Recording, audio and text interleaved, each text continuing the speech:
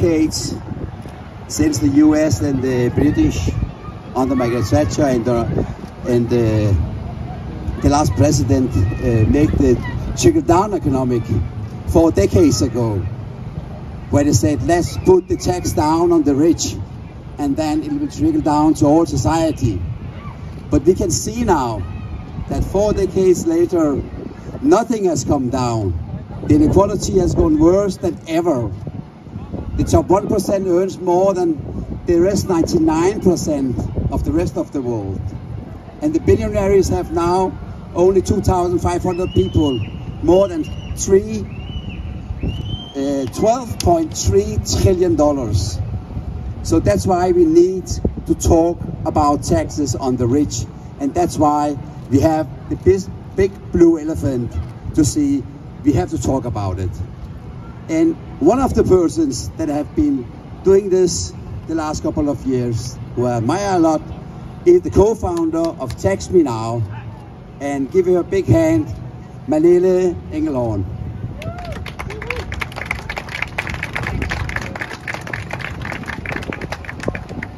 Thank you very much. Thanks, Jaffa.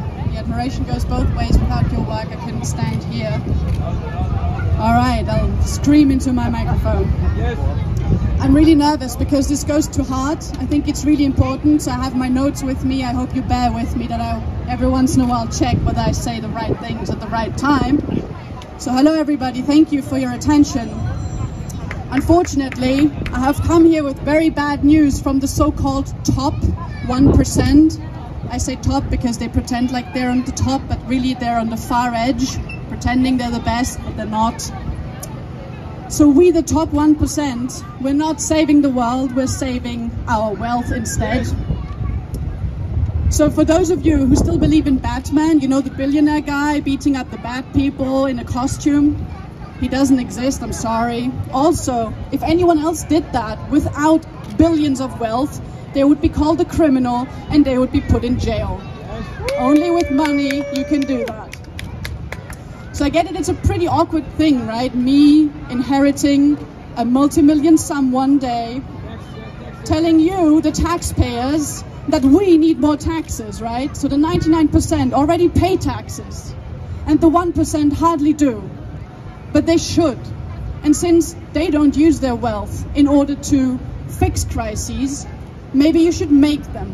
Maybe we need democratic structures that make them use their money responsibly by putting it back into public hand where it belongs. So, we have brought our elephant. I call him TJ. TJ was ignored in the rooms of the wealthy and powerful, even in parliaments. And so he left the rooms and went to public places looking for public attention. TJ stands for tax justice, because tax justice is being ignored in the rooms of the wealthy and the powerful. And TJ and I have something in common. We know the world of the wealthy. We know the world of the powerful. We know how they work.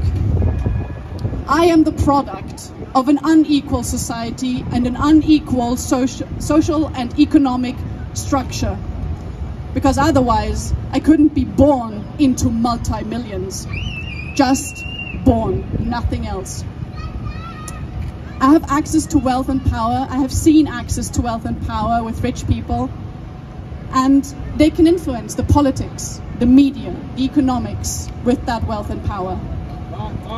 This is highly undemocratic, and it's also dangerous. It really strikes at the heart of democracy, because wealth inequality, as studied by the LSE, the London School of Economics, in 18 wealthy countries over a period of 50 years, they have not found a single benefit of reducing taxes on rich people to the economic system, and they have found no evidence of trickle-down.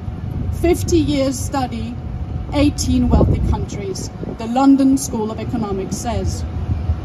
So TJ was ignored in the rooms of the wealthy, in the rooms of most people nobody has ever heard of.